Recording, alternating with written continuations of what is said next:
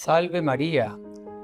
Hoy vamos a hablarles brevemente sobre una santa que no es muy conocida porque fue canonizada, o sea, declarada santa por la Iglesia hace poco, y es Santa Laura Montoya. Novena a Santa Laura Montoya. Una santa que, en fin, murió con 75 años de edad. Ella nació en 1874, fines del siglo XIX, en la ciudad de Jericó, el municipio de Jericó, en Colombia, y murió en Medellín 75 años después.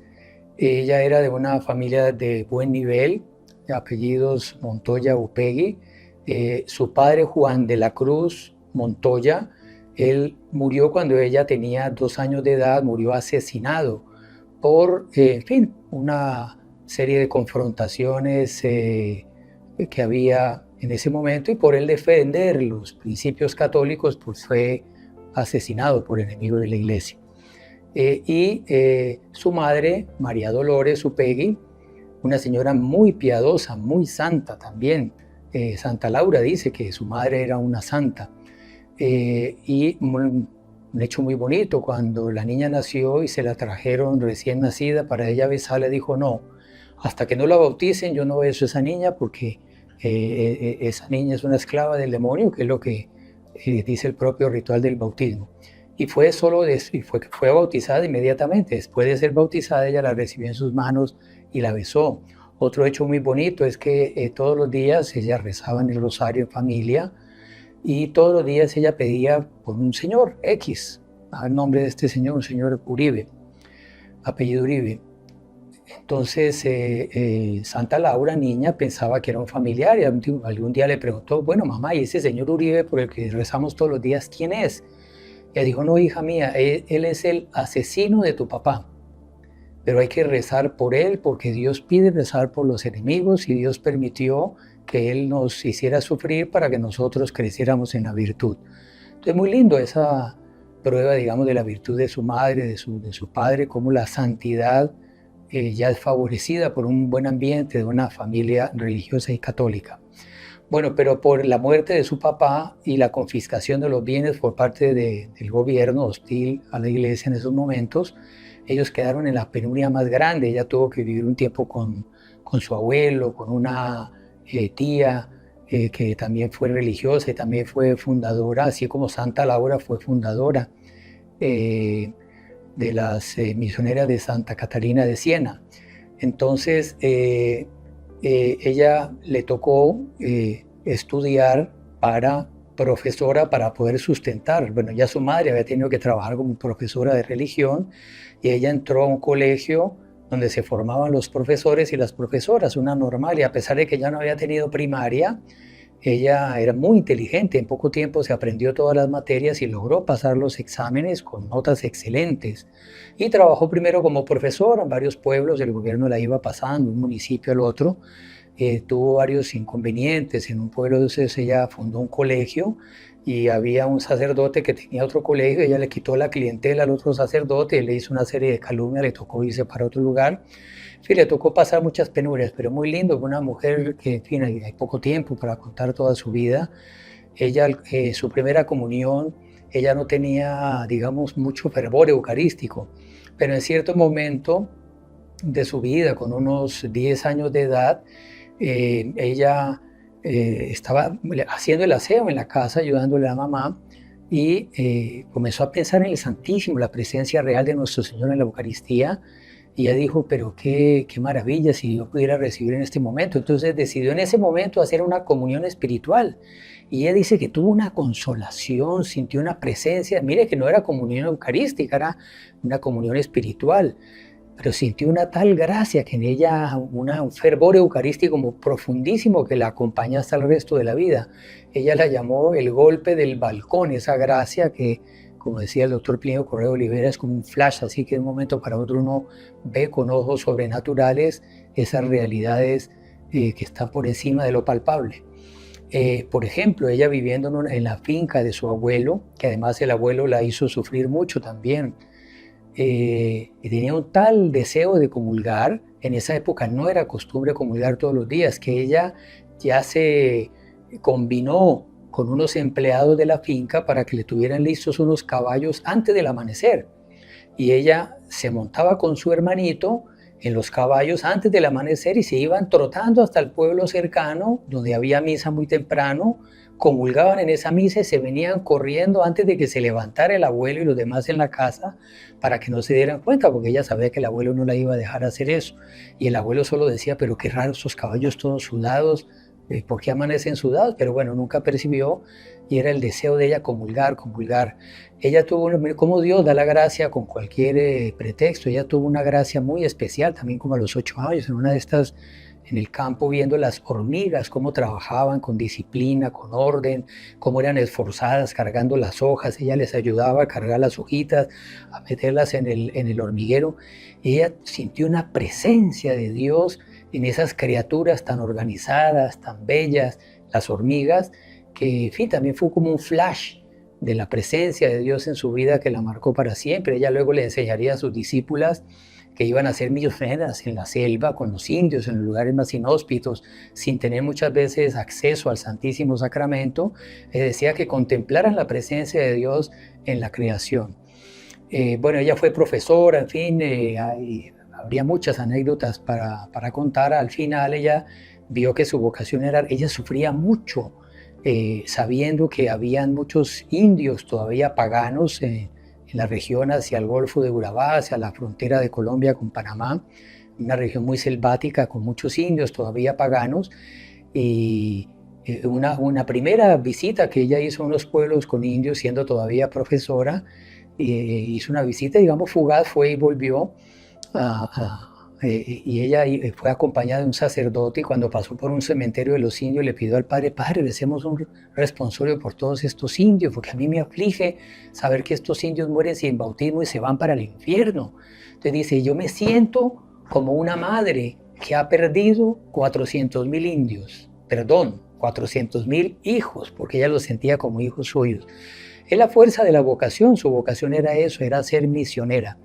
Y al final reunió varias jóvenes de buen nivel social como ella y con ese primer grupo formó esa primera comunidad que comenzaron sin ser religiosas, es un reglamento así, digamos, básico de vida comunitaria, pero un hecho muy bonito. Ella con una prima había fundado un colegio en Medellín, en la ciudad de Medellín, y empezaron a recibir jóvenes de buen nivel social, de clase alta, y tuvo mucho prestigio.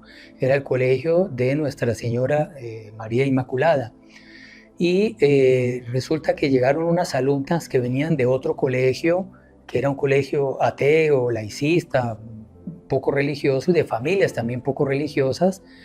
Y ella comenzó a hacer apostolado con esas jóvenes porque no tenían ninguna vida de piedad, no habían sido formadas por sus familias y eran muy duras, y llegó una ocasión de un retiro espiritual en el cual iba a haber una confesión general. Entonces ahí se acercaron unas pocas de esas alumnas a decirle, mire, nosotros no vamos a asistir a ese retiro espiritual porque nosotras vivimos en pecado mortal y ¿para qué vamos a ir a asistir a misa? Nos ha quedado muy claro con sus enseñanzas que uno no debe comulgar sin estar en estado de gracia, no estamos en estado de gracia, entonces mejor no asistimos a esto. Entonces ella les insistió y le dijo, en fin, lo importante que era el estado de gracia, la maravilla que era recibir la comunión, y les digo, bueno, pero no se preocupen, ¿por qué no se confiesan? Hagan la confesión, aprovechen. No, es que nos da mucha vergüenza los pecados que tenemos. Pero mire, no se preocupe, yo hablo con un sacerdote para que él las atienda sin que él les mire la cara y usted no les dé pena. El asunto es que cuadró con un sacerdote y hicieron la confesión de esa manera sin que las familias se dieran cuenta, porque las familias no iban a permitir. Las jóvenes se confesaron sin que el padre viera sus pecados y bueno, al final comulgaron y se convirtieron y comenzaron a ser practicantes. Y una noche ella estaba monitoreando las jóvenes que estaban haciendo sus trabajos escolares. Ella se había recostado a descansar un poco, pero de ahí las vigilaba. Y ella de repente vio un monstruo con pata de cabra, en fin, era un animal así monstruoso, con unos cachos todos retorcidos, era un demonio. Y ella vio que el demonio ese se vino caminando en medio de las jóvenes. Era el demonio que estaba furioso porque ella había arrancado esas almas de sus garras.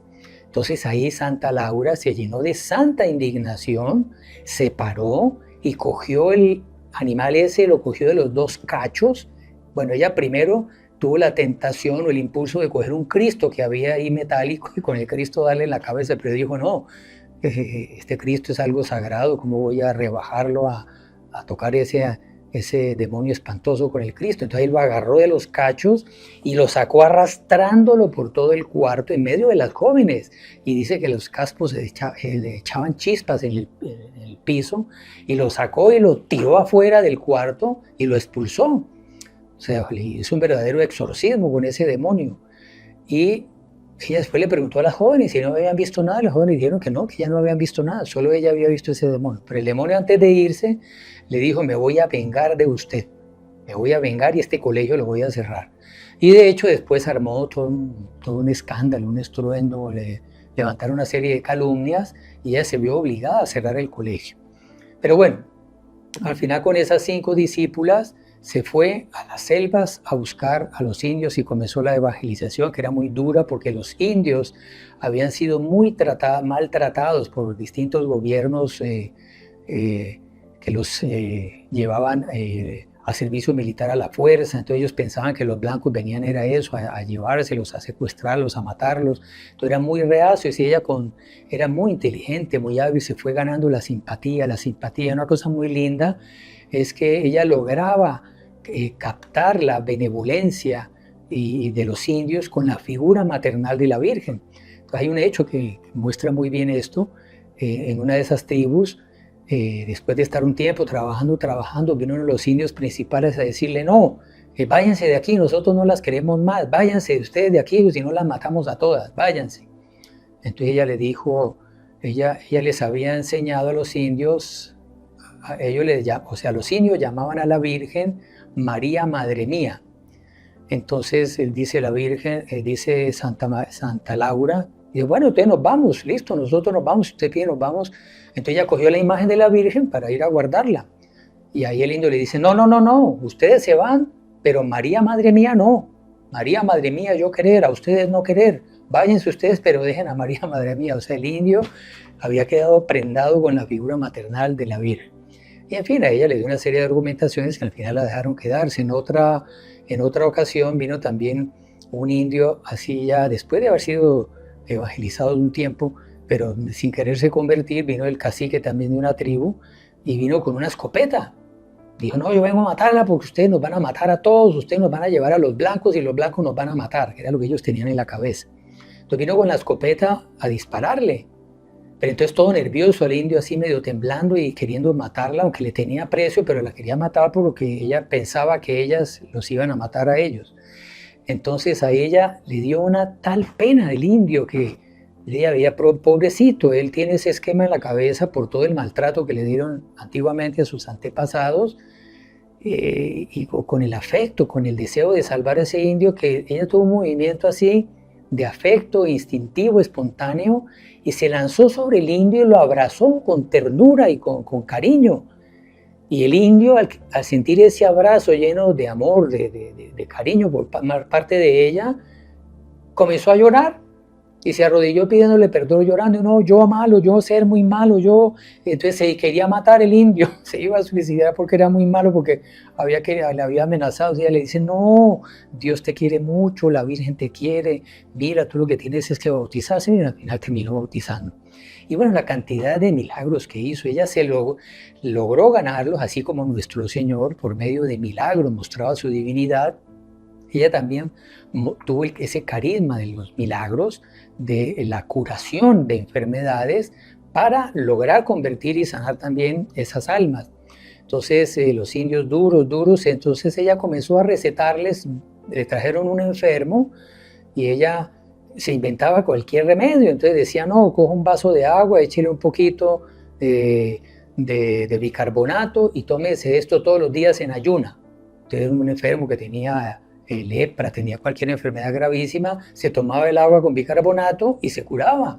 Trajeron otro que estaba desahuciado, ya era puro huesos con carne, y Entonces ella le dice a los familiares, vayan al río, cojan agua, no estancada, sino la que corre del río, saquen esa agua, luego con esa agua cocinen un venado, porque los indios cazaban muchos venados, y le da ese caldo de venado y se lo da todos los días. Era ella por decirles algo, porque ella sabía que eso no curaba nada, era por decirles algo para que ellos creyeran que era ese remedio y todos se curaban.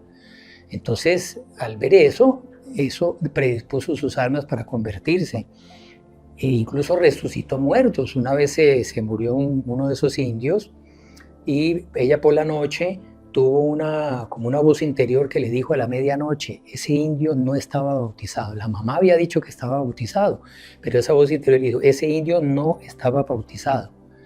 Entonces ella se levantó a la medianoche, levantó a todas las demás monjas y dijo, vamos a rezar por tal indio porque murió sin bautismo, para que la Virgen lo resucite.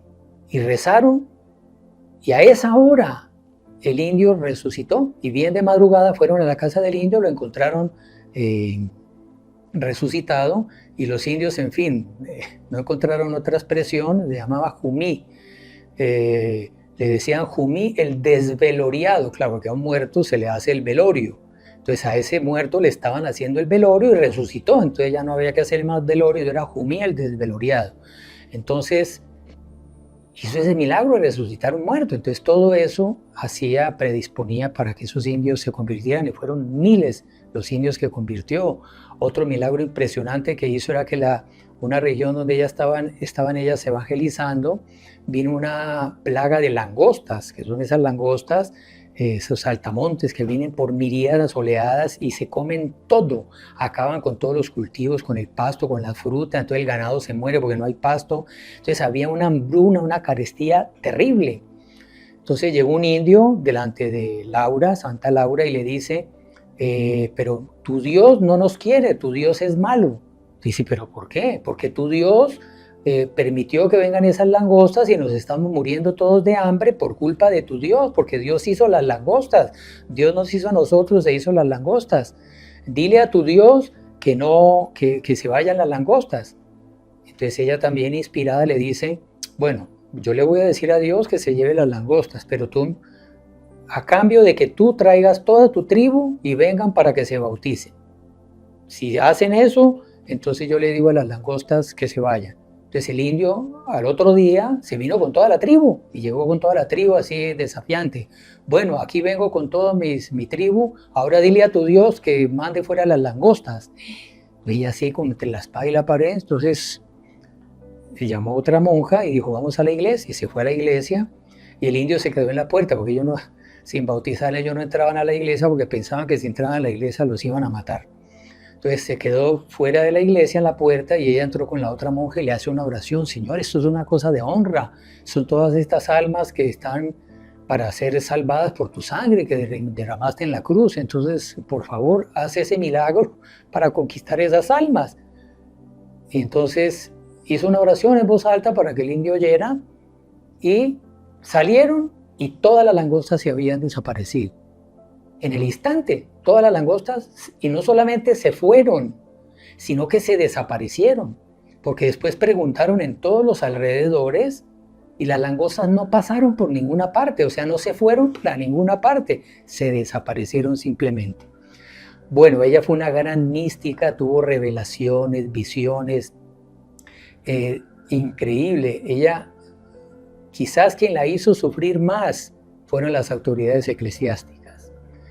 Varios obispos, incluso dice ella, obispos santos, obispos virtuosos, la persiguieron, se querían quedar con su orden, le ponían obstáculos. Los padres carmelitas, como que hacían misiones en esa región, también la calumniaron, la atacaron, le pusieron obstáculos, hasta el punto que cuando ella fue beatificada, la orden carmelita hizo un acto público oficial pidiéndole perdón a la Madre Laura por todo lo que le habían hecho sufrir, pero ella dijo una cosa muy linda, ella dijo, yo veo que estos obispos son santos, son buenos, estos padres son buenos, pero Dios permite que me persigan para que mi amor por el clero, mi amor por la iglesia, por los sacerdotes y los obispos sea enteramente puro y desinteresado. Bueno, fue una gran misionera, una gran santa, Una vez en medio de la selva había una cantidad de serpientes en un rancho donde estaba viviendo y ella pensando, bueno, en medio de esta selva con todas estas fieras, estas serpientes, también inspirada, ella hizo un pacto, le dijo a las fieras, le dijo, bueno, yo quiero hacer un pacto con ustedes, yo no les voy a hacer nada, mis discípulas nunca les van a hacer nada de ustedes ni las van a atacar, pero ustedes tampoco le hagan nada a alguna de mis hijas espirituales. Hizo ese pacto con las fieras y hasta hoy en día las hermanas de su orden, que le llamamos las Lauritas, que además están ya en varios países como misioneras, en África, en varios países fuera de Colombia, y siguen en Colombia haciendo misiones en estos lugares muy apartados y difíciles.